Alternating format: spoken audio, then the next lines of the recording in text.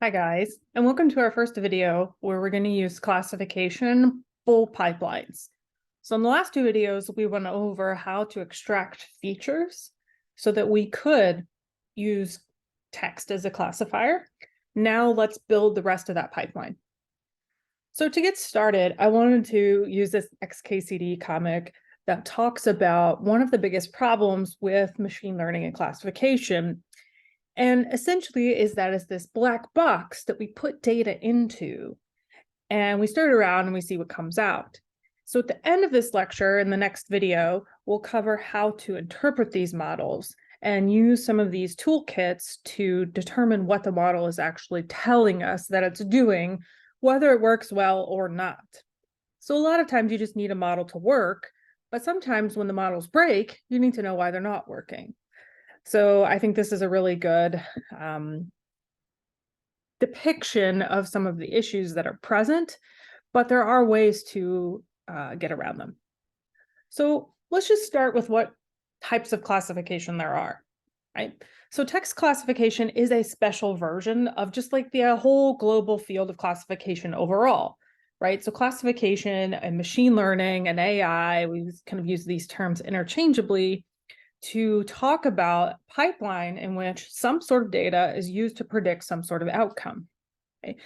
And the goal is to build a model that takes in the information, in our case features, from the current data and generalizes to new data. So it predicts something in both the current data and the new data. Okay? So unsupervised classification techniques are models that group things together into classes or buckets, if you will, and they don't have training data. So it's unsupervised, which is not really a great term, actually, but it's unsupervised because it does not have training data. To me, this is more exploratory classification techniques. Unsupervised is a terrible word here. But in text analysis, that might be something like topic modeling or cluster analysis, where there are no outputs officially for us to work with, but we might use this to create them. In other statistical analyses, this might include principal components, exploratory factor analysis, and more. Additionally, especially in specific text tasks, which is hard to say, we might use things like a lexicon-based analysis. So things like the LUC, which are handcrafted features, which tell you the proportion of data in specific category labels, or sentiment lexicons like Vader, or there's a really nice one on TextBlob, AFIN, and so on, that help you classify things into sentiment, although you're not really, you're using a handcrafted supervised technique rather than a mathematical technique. Now, on the flip side, supervised classification are models that group things together because they have training data. So they learn from that training data, or they math from that training data and use it to apply to new data. Okay? So this generally is a lot of machine learning algorithms, but this also is what regression is, right? So these are all different forms of math that have some sort of data that we then generalize from to a new data set. Okay. So there are a couple of types of things. The rest of this lecture will focus on supervised techniques that we might do. So we could do a binary classification where we only have two outcomes. You label them as this or that. And that's very popular in sentiment, positive or negative, although that's kind of a simplified view of sentiment. Gosh, something is, excuse me, blooming here. So excuse my runny nose. Or spam or not spam. There are a lot of things that are binary classification systems. We could also have a multi-class classification where there are more than two outcomes and you label them as one. So we could do positive, negative, and neutral for sentiment. We could say things belong to specific product categories. We could label them as specific diagnoses in medicine and so on. But we can also have multi-label classification where there are more than two outcomes and you give the data, the text pieces, multiple group labels. And that's really good for text because text often isn't just one thing. So this might be a good example for giving things keywords. So what are some applications? Now, hopefully these are obvious, but some very famous applications that this is being used for is figuring out authorship for different works of writing. USPS was using OCR and for addresses and zip codes back in the 1960s. So classifying the individual letters that were present on writing, right? And so they've gotten so good at it now that they can actually show you your mail through an email every day. And in the 1990s, we began this current trend of applying machine learning to text problems. Because once we figured out how to convert text into numbers, the sky was the limit. Okay. So some useful applications that you might see on a day-to-day basis: content classification and organization, search engines, recommendation systems, tagging products automatically, tagging support tickets automatically, and more. Customer support, so automated bots responding to tweets, so knowing which tweets that you need to respond to versus not. Okay. E-commerce, figuring out if a review is positive or negative, figuring out if a review is spam or not spam. So Amazon and Google both have these very complicated systems that will flag fraudulent reviews.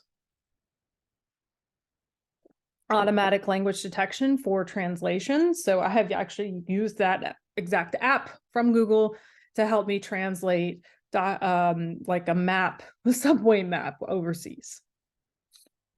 And then in clinical research. So there's a good number of new interests in healthcare applications.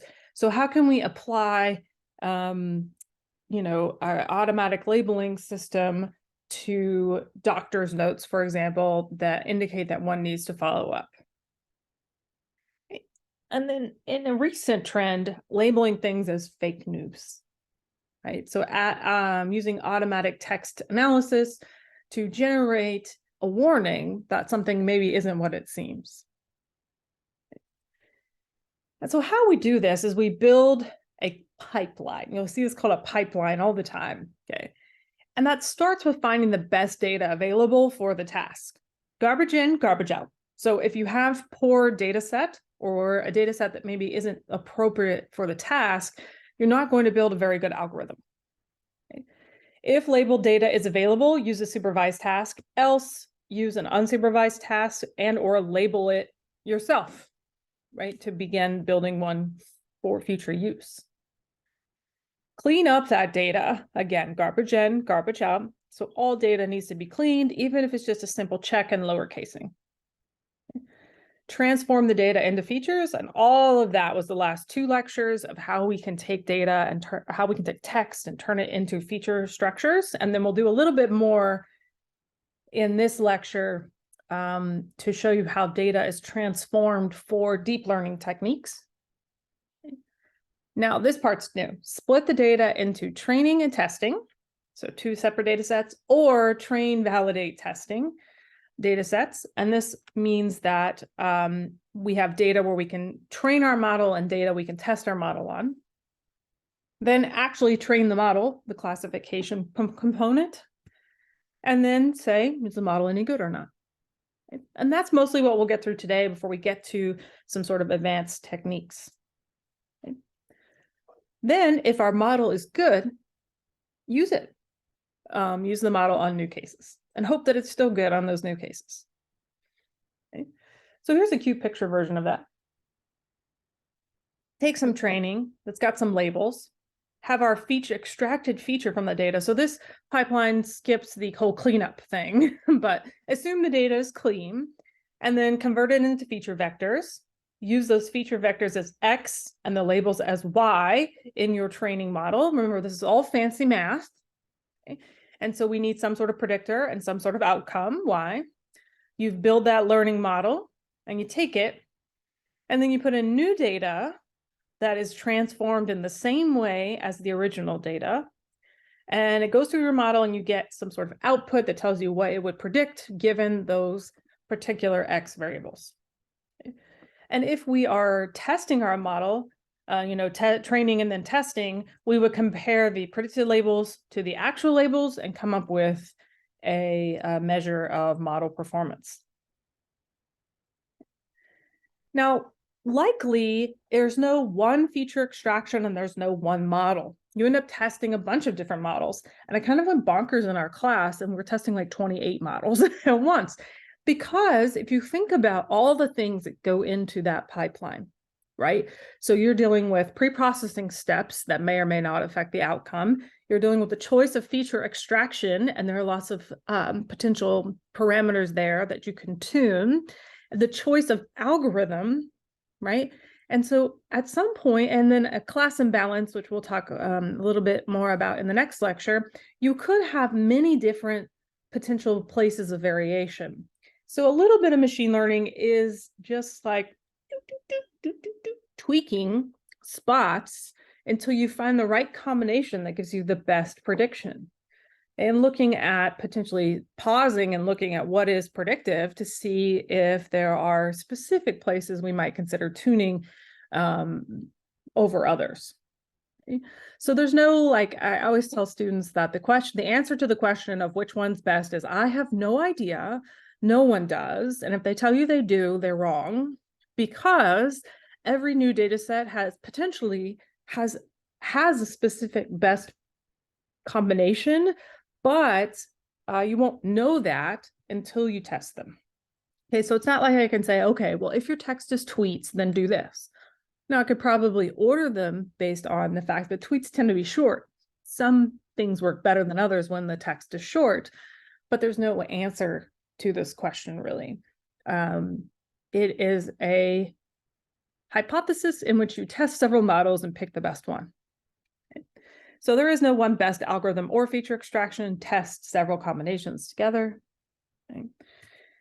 And we're going to just walk through some to help show those steps, okay, and explain things as we go. So I'm going to use the Java Development Tools bug data set from the book. Okay. It's a data set of bugs, literally, people submitting bugs for the Java Development Toolkit. And we're going to use that to classify the priority that this should be. And we're picking a specific example because it shows a bias due to class imbalance. Okay. And JDT is an open source project that allows people to basically develop other software. Okay.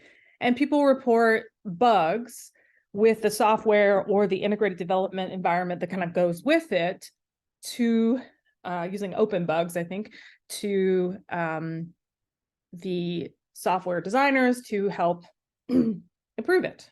Right? And when they're doing that, they indicate a level of priority for their bug. Okay? And one thing that we'll notice is that that system, even with good training, doesn't seem to work very well. And you'll see why in a minute. Okay. So we're importing the CSV. And what we have is a list of columns, priority, and that's the value we're going to try to predict. So the priorities are P1, P2, P3, P4, P5, where I believe 5 is the highest and 1 is the lowest, but very practically this won't matter for our purposes because we're just trying to predict. So given the text, can we automatically predict what priority somebody would think it would be? Okay. The component to which the problem is occurring, and then a title and description, which are the most important parts for our interests, and then some other things available in the data set. Okay. And so here's just a couple of examples. So we have, and unfortunately it doesn't print super great, but we have a standard set of import statements, happens with both Carbon and Cocoa. So we have a description of the bug along with the title of the report. And so we could predict a couple things in this data set, but what we're going to try to predict is priority. Okay, I got it wrong. So P1 is the most critical and P5 is the least critical. And it defines the severity of the bug. Okay, now the user is picking this, so take that with a grain of salt. But we're going to see if we can create a system that would predict that. Okay. So how could we predict that? Well, we can look at the title that briefly describes the bug and the description. So people, much like GitHub, were led to report issues in a specific way with a lot of detail.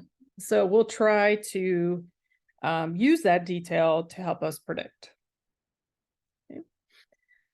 And so if you are working on this, you can randomly sample a few to start thinking about prediction. And this is really hard to read. So what I'm going to do is I'm going to flip back over here and look at some of the examples.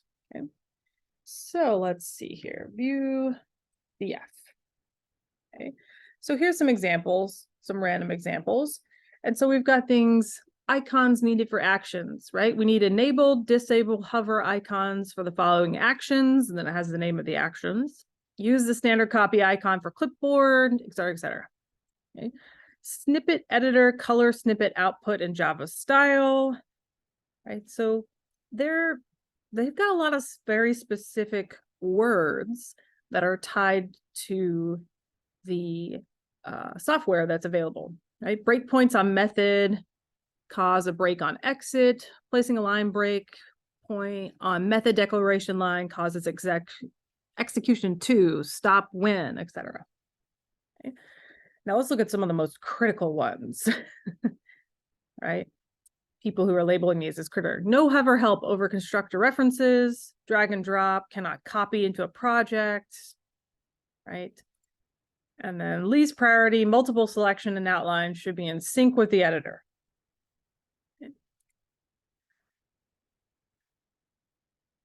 So what we can see is that there's no super clear pattern yet, but it may be that by just looking at a couple of them, you can start to see a pattern, right? So forever in 100 years, I've used this example of YouTube spam for classification purposes. And if you look at the most common messages for spam for YouTube, there's a clear pattern there. Okay, it's please subscribe, like, right? People asking for other people to follow their channels. There, it's full of URLs. So I can start to get an idea of what features might be predictive. In this case, it may not be as obvious. Now, the other thing you should always do is look at the outputs. Okay, so many math analyses suffer from problems when the number of cases in a particular bucket or class are low. Okay.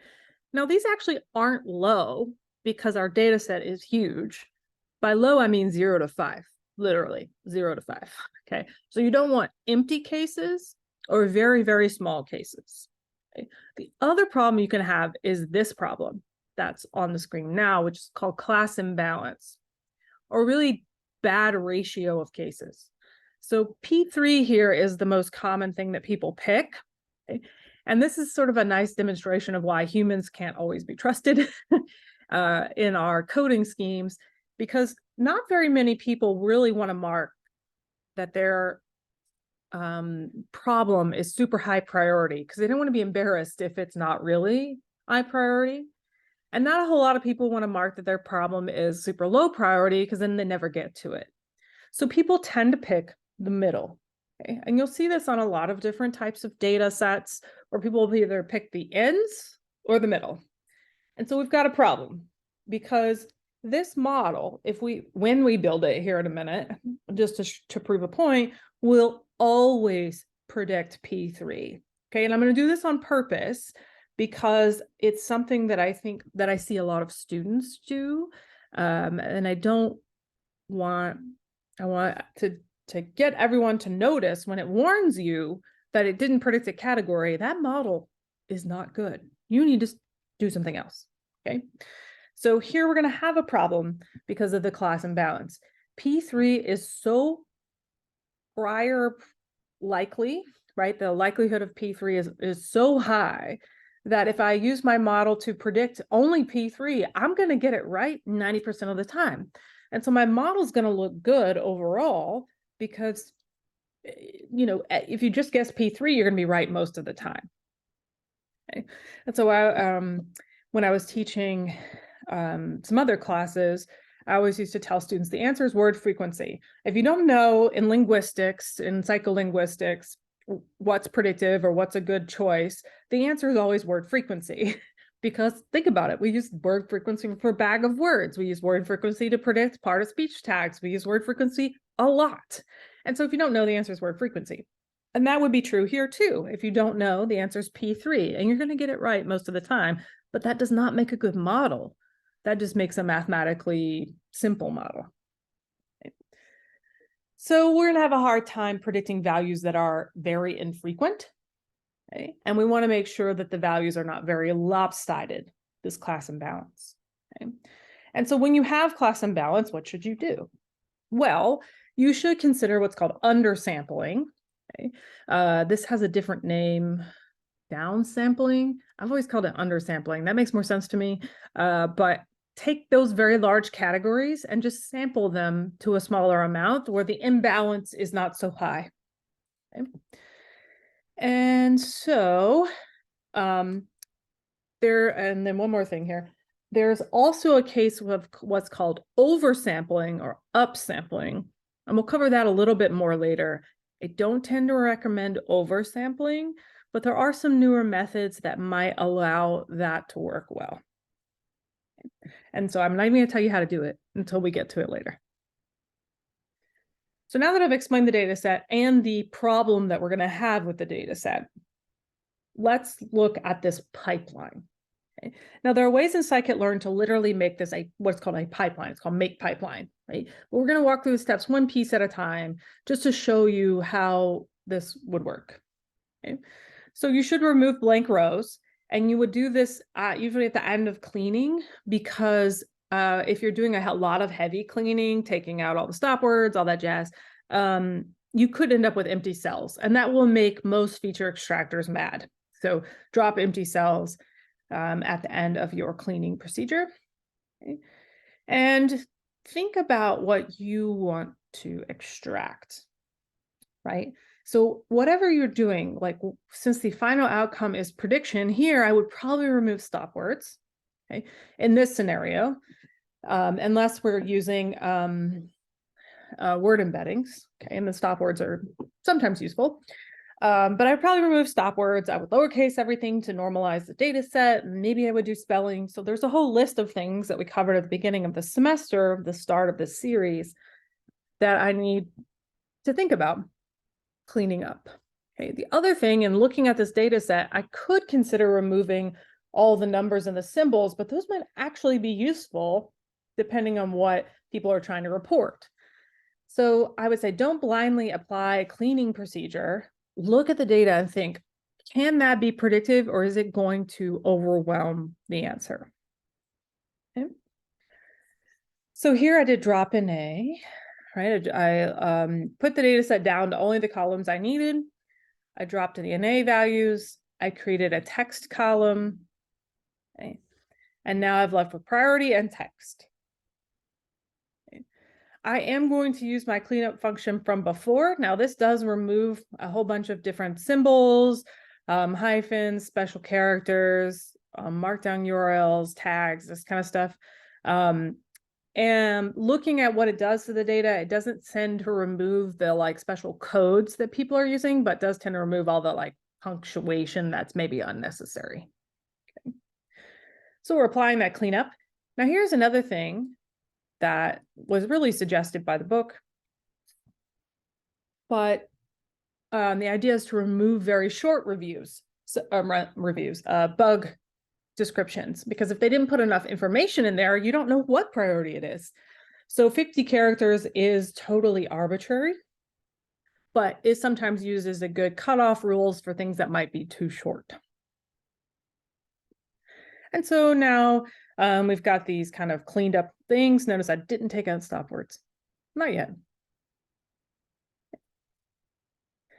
Now, that could potentially be something we should go back and do if we're going to continue to use our feature extractors that we talked about the last couple weeks. But if I don't, let's split the data. So we're going to split the data into a part that's going to be used to train the model. This is where most of the data will go. Then a part that'll be used to test the model's performance, test the model's performance, and that'll be a smaller portion of the data set. You probably want to randomly sample or split these up so that you get a good representation of examples in both sets. Because remember the out of vocabulary problem with most of our feature extraction tools, that whatever the model doesn't see, it can't use to predict. Okay. Now, this splitting helps ensure that potentially we can generalize to new unseen cases. It allows us to test our model, and you don't want to train and test your model on the same data. Okay, that's cheating. You have taught the model to learn what it has been shown. Okay, so don't do that. Now, an 80-20 split is very common. There's no particular reason, right? You could do 85 and 15. 80-20 is just really popular. Okay, you can do 90-10. If you have a huge data set, do 90-10. No, like I said, there's no particular reason. So we'll apply train test split, which is a function in scikit-learn, and we'll use the training split for model training and the testing split for evaluation. So here's how that function works. It's really cool. This is a cool thing about Python that does not exist in R that I think should exist in R. And then I would probably abuse the heck out of it. But you can have multiple variables on the left-hand side of the equals operator. So what you're saying is, I expect 4 values to come out of this function, and here's what I want to call them in order. Okay. So you put in X first, you do train and then test, and then Y, train and then test. Okay. You do train test split, you put X as your first option. So here we're putting in df text as our values. Now we should apply the cleanup to this first, but not the feature extractions. Okay. Our df priority is our Y values. This is 1, 2, 3, 4, 5. Okay. Our test size, which is our 80-20 split. Random state is sort of like the random seed. This is what shuffle you'll get from the random state. So you want to use the same random state if you're trying to replicate the work, reproduce it, and different random states if you want to see if it generalizes across random shuffles. Okay. Now we can stratify this random sample by our variable, and that's especially critical if you have an imbalance in the data. Okay. Now I have found that most of the time, even if you don't include this portion of the function, it still ends up being pretty much the same, but it doesn't hurt. So our training data has 36,000 posts, and our testing data has 9,000 posts.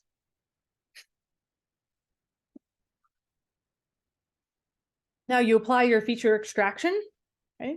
So we'll use tf-idf. We aren't gonna, at the moment, in this lecture, manipulate the feature extraction to see how it affects the outcome. We're going to actually manipulate the algorithms, but you can do both together. So we'll focus on tf-idf because it is one of the ones that tends to work best. So I can tell you which ones I think tend to work best, but you don't know which one is actually best till you test it. Right? And so in reality, you could do both, multiple versions of both. So we'll import the tf-idf vectorizer, build a blank model, fit transform on the X data, and just transform, on the test data. So fit transform on the training data, just transform on the testing data. Okay. And that's so that you absolutely always have them be the same shape. Okay, your model will blow up and you will be sad if you don't make sure that they have the same shape. Okay. And what by that, I mean the second number here. That tells you how many features there are. So when you're predicting with your features, and it expects the exact same number of features and numbers for the second time it's going to predict. So we use fit transform to create the vocabulary and make the feature list and build our matrix of weights from tf-idf. And then we use just transform to make sure it's the same shape as the first time. Okay. Make sure. Okay. Don't screw it up. I have screwed that up so many times. I can't remember if it's transform and fit transform or fit transform and I don't know, make up something else, but it's fit transform and then transform. You can't get that wrong because if they're not the same shape, you will get an error message. Okay. Now, not the first number. The first number is the number of documents. It's the second number. So let me briefly pause and talk kind of a broad level overview, because again, this isn't a classification class, it's just a task that we are doing on text, but I'm gonna give you the 50,000-foot view of 3 classifiers. Okay? There are many classifiers, and they're just all different forms of math that take X and use it to predict Y. So they're all different forms of regression, basically. And we're going to talk about 3 of the most popular text classifiers in the traditional sense. And that would be logistic regression, which is really great for binary outcomes. I would say that that's where it shines. Naive Bayes, which is a probability-based estimator, and support vector machines, sometimes called SVG, and I don't remember what the G is, but it works really well when you have smaller samples. Okay, it's similar to logistic regression. So let's talk about each one of those in turn. So log is I entered this field having learned log is like a statistical technique. So the way that machine learning and AI and all this pipeline stuff, people use it, I'm just like, oh God. Because as a statistician, I would not put 93,000 predictors into a model. I would just be like, what? You can't do that. So focusing on it from the sort of pipeline point of view, right, instead of the statistics point of view, is that it's a discriminative classifier. Okay, so what that means is that we have our 5 classes, and it learns that probability distribution over those classes. Okay. And so it learns the weight of each feature, our 93,000 features, based on how useful they are for the discrimination between those classes. Okay, so for each feature, we get a weight of its discrimination value. If the weight is effectively 0, can't really be 0 because it's log, but if the weight is effectively 0, meaning there's no prediction, it can't discriminate between the 2 classes. And the stronger the weight gets, the better it is at discriminating between the 2 classes. Okay, and that's what you want, is nice, strong weights. Okay. Now, that will help us find that linear separation between classes. And I said linear, and this is logistic. It's the logistic transform, but the separation between the classes. So let me show you a picture.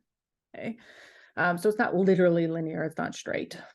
Okay, but let's say that our data was so beautiful and pretty that the blue is over here and the red is over here. Okay, the real data is never this pretty, but what it would learn is the discrimination between these 2 categories. Okay, and so basically it would try to draw this path here between the 2. Okay. Here's another example. Oh gosh, that I guess has a white background. It doesn't show well when you're in dark mode, but regression, right? We're trying to fit a line that best captures all of the dots. Whereas in classification, we're trying to draw a line, even if it's not straight, that best separates the dots. Okay. And so you can get it wrong, right? So these would be sort of outliers in the solution, meaning these are answers that you're getting really wrong. Now, naive Bayes is what's called a generative classifier, and it learns the probability for each class and then chooses the maximum probability. Okay.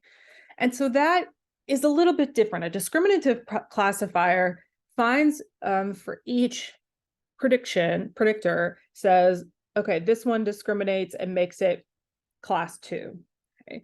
This one says, okay, well, here's the probability of it being class 2. And if that happens to be the highest, that's going to be the one I'm going to pick. Okay, so discriminative classifiers basically say like, well, this predictor here discriminates and makes it number 2, whereas generative classifiers say, here are all the probabilities, and we'll just pick the highest one. Okay. So in that sense, if I have 5 categories for logistic regression, we'll do 1 versus 2, 1 versus 3, 1 versus 4. Okay. And for naive Bayes, it says here are the probabilities for all 5 at once, and 2 is the highest. Okay. Now it's called naive Bayes because it's naive, but because it's Bayes. So Bayes' theorem is used to classify groups. The first thing you do is calculate the prior probability of the classes. Okay, and that's simple. You literally just look at them and you say, wow, P3 is really probable. Okay, so it looks at the literal probability of the classes in the data. And then it estimates the conditional probability of each class given the features. For this feature, here's how often that happens, or is that occurs in each class. So if our feature is the word could, for example, then it would just say, okay, well, that is in feature 3, 75% of the time, for example. Right? Those two things are multiplied and combined together and creates the final probability for each class. Okay? Now, then what that means is that it's looking for very specific predictors that have really high probabilities for one item and low probabilities for all the other items. So if could occurs equally, 20% of the time in all of the categories, it's not a very good predictor because it isn't discriminative, meaning that it doesn't, since it's in all of the categories the same amount of time, it's the final weight is being added equally to each group. Okay? And so what we want is probabilities for features that are very high for one group and not for others. Okay? And then at the end, it picks the class with the highest likelihood after you combine all of the features together. So here's some cute pictures that I found on the internet, right? So we have our prior probability of it being group A. Wait, being true given that A is true. Okay, so the probability, I think, of class A, okay, the likelihood of feature B, given that it's class A, right? The probability of each class given the features. Okay. And then the probability of, this is Bayes' theorem, the probability of B being true, right? So we have our priors of each group, the probability of features, given the probability of class given each features, and the probability of class overall, and that creates this posterior, right? It's the probability of of all of the options. Okay? And those are summed up so that we get the probability of the class. Okay. Here's another example that I think hopefully will also make sense. So we've got our data, our prior probability of classes. We apply Bayes' theorem to that, which is this fancy math, right? Add them all up, and then here's the final distribution of the different classes, okay, for each document.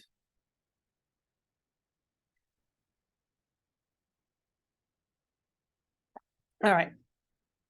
Our support vector machine, which I find weird to just say machine, but SVM, right, is a discriminative classifier. So it's kind of like logistic regression, except that it doesn't require the plane to be flat. Okay? So it looks for the hyperplane boundary between classes. Hyperplanes are nonlinear, okay? Or they could be linear, they don't care. Discriminations between classes in higher dimensional space. Okay? And so it finds that line or that plane that creates the maximum separation between classes and support vectors. Support vectors are the classes that are closest to sort of being in the middle. And these are the ones that have the highest discrimination value. So this works really well when the data is very sparse. So there's a really great tutorial here on Towards Data Science that goes over how these work mathematically. But let's see how they look visually. Now, all this is drawn fairly flat, but let's say that we have this nice, beautiful, clear separation between category circles and category X's, right? The hyperplane is this line here that represents the best split in the data. The support vectors are the ones that are closest to the hyperplane, right, that provide the most discrimination because they're the ones that help you discriminate when things are very similar. Okay, these are clearly very different out here, so those are easy to discriminate, but they're called support vectors because they're the ones closest that are technically the most similar and the hardest to discriminate between. Okay. One more, and this is from a tutorial website, but I thought it was really great because it shows that this does not have to be flat or linear in any form. So if we had this kind of distribution of data, we could in theory think about it as this type of distribution and build our support that our hyperplane across that type of split. Okay. Now that we've gone over each of those three, and you don't even totally have to completely understand all the math, right? So like all this Bayes theorem stuff, right? I can tell you what Bayes is. I'm trying to map classes onto this. This was just me Googling Bayes, right? But you know, it's the probability of A given B, right? And so to get this posterior probability, we have to multiply the probability of B being true given A is true, and the probability of A and the probability of B, and that allows us to come up with this final answer. Well, in naive Bayes mathematically, it's going to sort of add all these things up to create the probability of each class. Okay, so the probability of the classes for document 1, document 2, etc. Right? So you don't even have to totally understand this here to understand that what Bayes does is it uses the information available in the data prior. So how many the probability of each case before you get started. So literally the frequency table. So you can already know that Bayes is going to be heavily biased by imbalanced data. Okay, they all are, but Bayes especially because it weights this prior and that's available in the data. Because that's a good piece of information, right? And I obviously didn't talk about any of the math here, right? But what you can know is that if the thing that separates the data is not linear, then this is going to be your best predictor. Okay. And I would say that I think logistic regression, while it will do multi-class outcomes, does tend to be really good at separating binary outcomes. Okay. So if I had to pick one for each one, those are sort of scenarios that each one might be the most effective, but we're going to try them all, see what happens. Okay. So to import these and use them, you'll use the same sort of procedure each time. So we'll import the function, build a blank model, fit the data to the function. Okay, so import logistic regression, build a blank model. Now, inside here, there are a bunch of arguments. So the maximum number of iterations, which type of penalization procedure you'd like to use, what your argument is for C. There are so many functions here. We have an entire class on machine learning that goes over these things.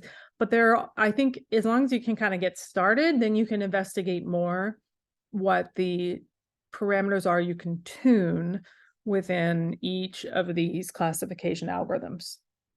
Okay. So we build a blank model, and I'm going to leave it as all the defaults.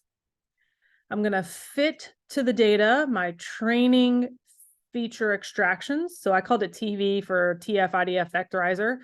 Okay, so I'm going to have my training text and my answer. So X comma Y is how this works. It will print out the options that you picked. Now I'm also going to use that to predict my test features. So logreg.predict. Okay, logreg is my model that I have fit the data on, and I'll predict the new instances. So I'm going to compare the answers in my test data to the answers that I'm getting from my model. Okay.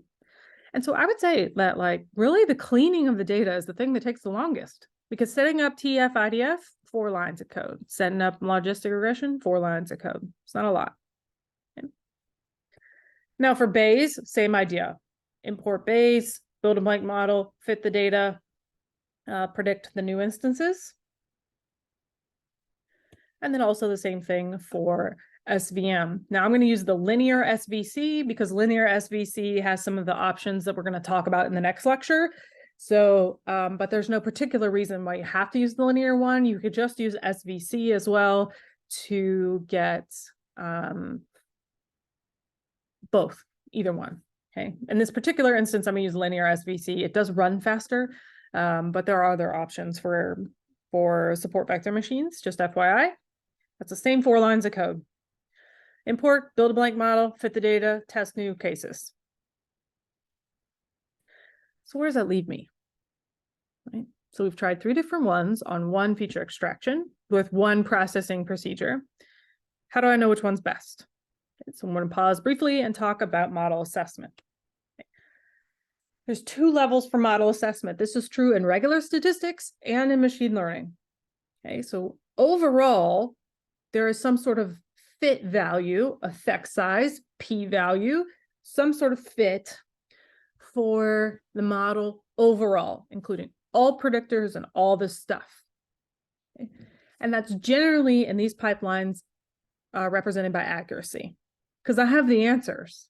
So how accurate am I doing? Now, if I'm looking at like regular linear regression, accuracy might be r squared, for example. Okay.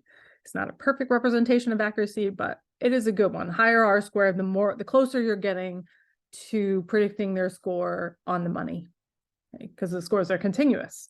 Here, the scores are categorical, so it's much easier to count the number we got correct.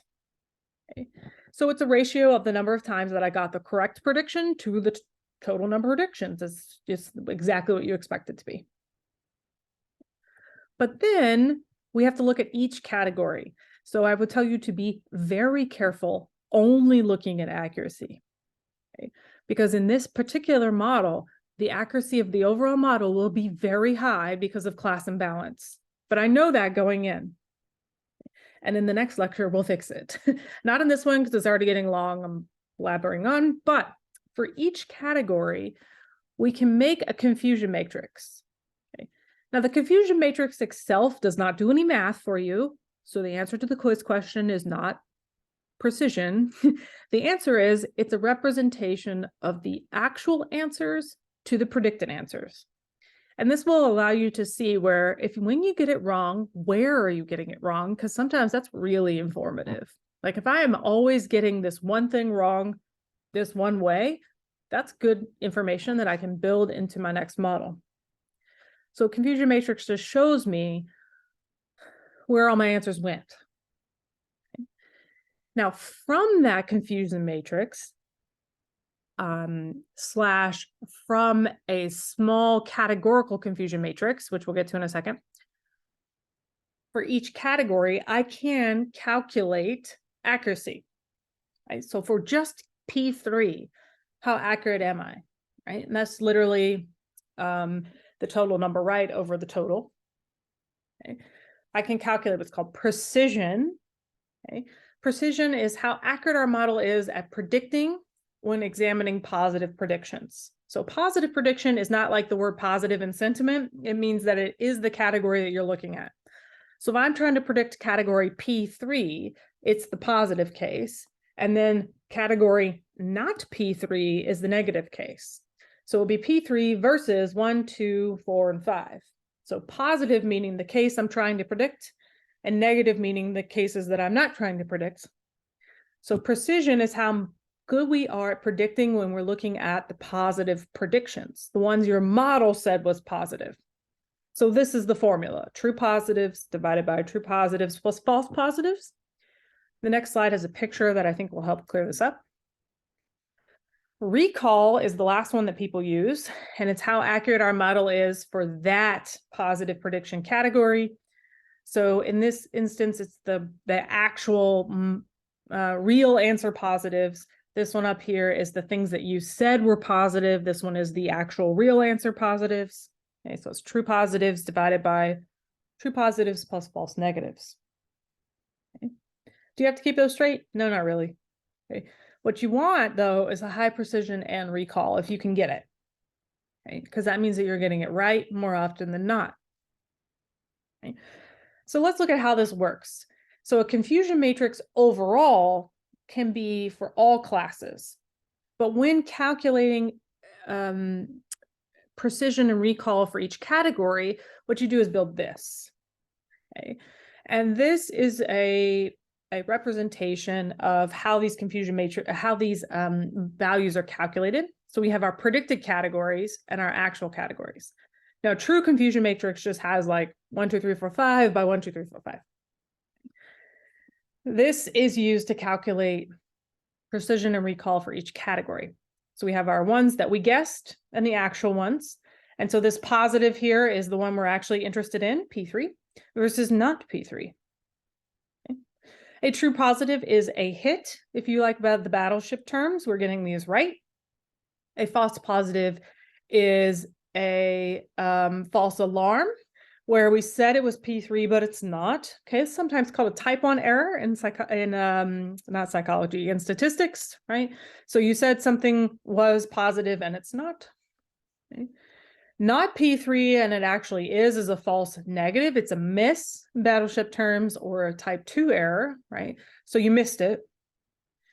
And not P3 and not P3 are called a correct rejection. This is when you're getting it right. Okay. And so precision, let's go back, right? True positives over false positives is this way across here. So all of the times that you guessed positive.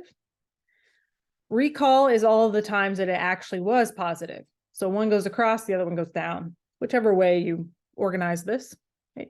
And so the only time true negatives are ever interesting is for accuracy purposes. Okay. So accuracy is true positives over the whole sum of the square. Okay. Otherwise, it's ignored.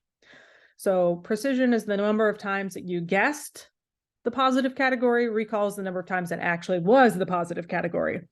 Now, will I ever ask you that to recall that off the top of your head? No, because next week I'm going to get them backwards. So as long as you understand that one of them is about what you're guessing and one of them is about what's actually in the data, you'll be all right. Now, these slides are here mostly for when you forget what's going on. So true positive is the amount of times that we guessed the category we were expecting and we were right. True negative is the number of times we said, no, it's this other thing, and we were right. A false positive is when we say it's P3 and it's not, whoops.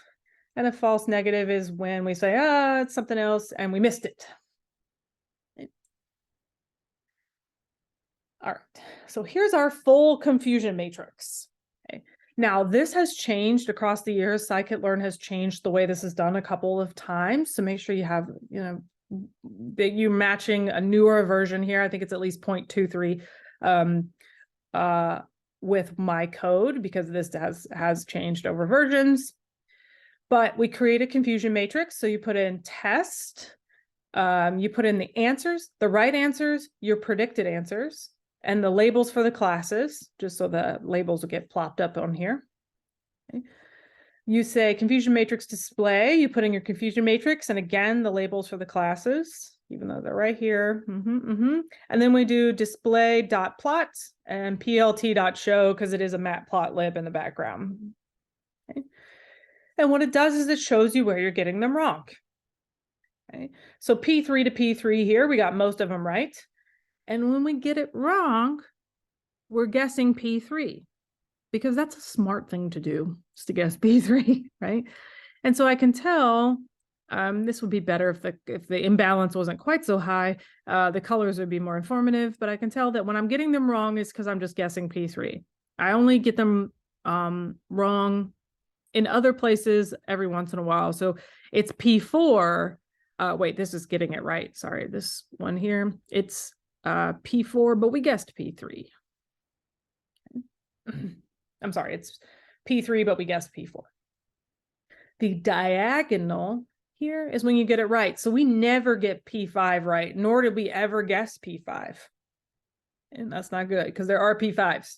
Where did they go? We guessed them in P3.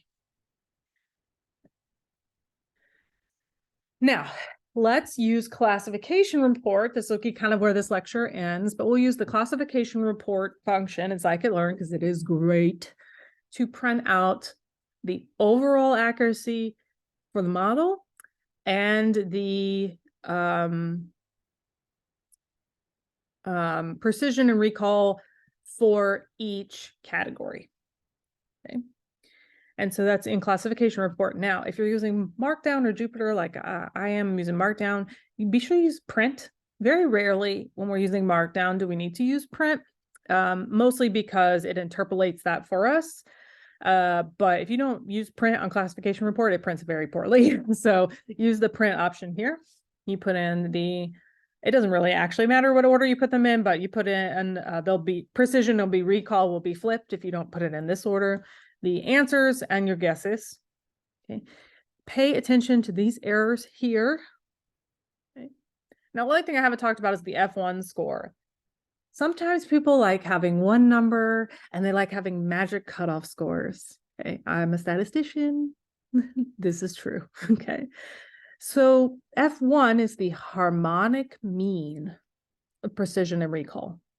What the heck is a harmonic mean? Well, it's a weighted average. And why would I use a weighted average? Well, precision and recall don't have the same denominator, because remember that precision and recall are added in different directions. So they could potentially they have the same numerator, but could potentially have very different denominators. So we average them together based on their size class, like sizes for the denominator. And that's our F1 score. So it's weighted more heavily towards the one with more cases. So some people like having an F1 score. Now, what's a good score? I have no idea. Okay, there are no magic cutoffs. There's standards. So I think a while back when we talked about part of speech tagging, I said, if your part of speech tagger isn't hitting 90%, it's not worth your trouble, because there are other things out there that will hit that, right? So things like Spacey, even in LTK, will hit very high predictions because they're very well-trained models. Okay? And so that 90% is not any kind of universal rule. It is a standard because other people have done that well. Now, in this particular case, there are 5 categories. So chance is 1 out of 5. So 20%. So I should at least do better than chance when looking at predictions. But there are no magic rules, right? There is no specific R-squared value that you're supposed to meet. There is no specific cutoff score here that is the answer. Okay. This should be based on what other people have done that you maybe are trying to do better than, or at least chance if you have no idea what the number should be.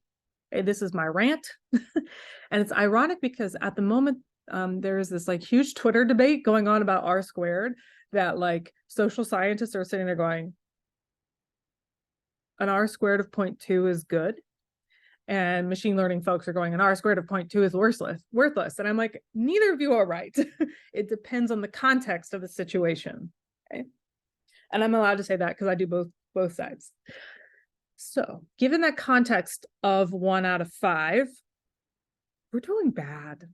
We're doing bad no matter what. It's all bad. Okay. Anytime you see this warning here about 0 division, right? Toss the model out the window and move on with your life. Okay, a 0 division model means that one of your categories was never predicted.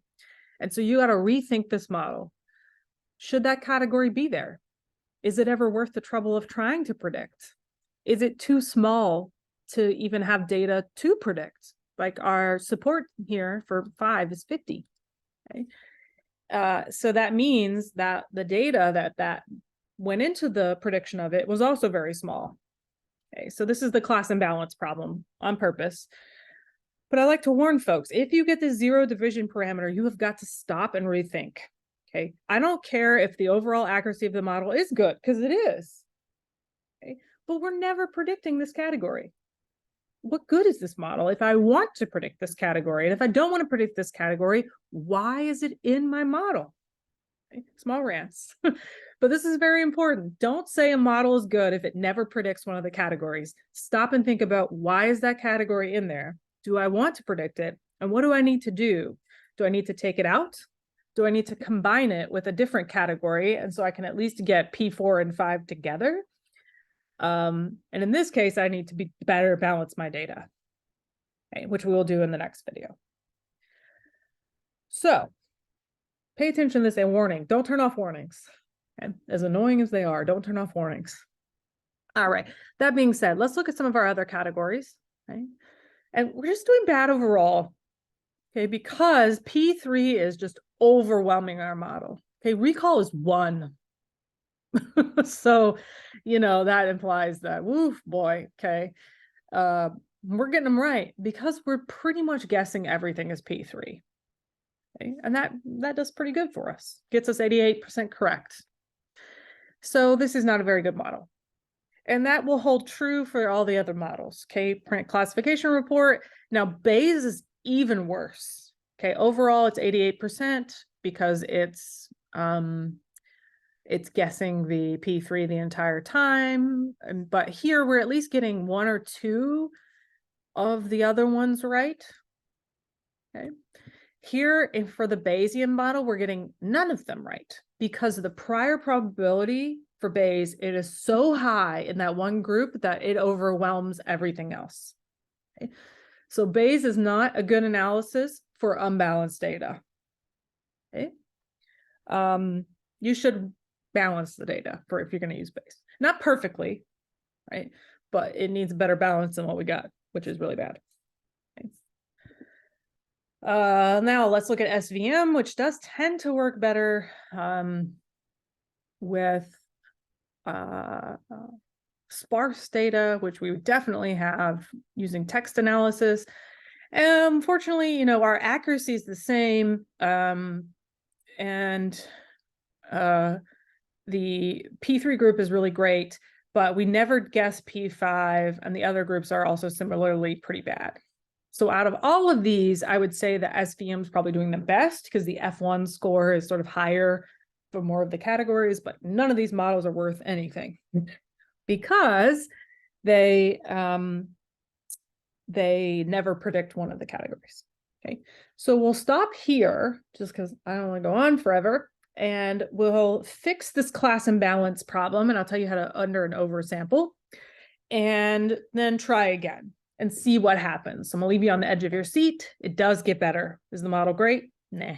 Okay, so not everything is predictable, but there are also a lot of other things we could try, right? So we have done one feature extraction with one pre-processing set of steps and 3 algorithms with no tuning of any of their parameters. Okay, so we're doing a very simplified kind of comparison here.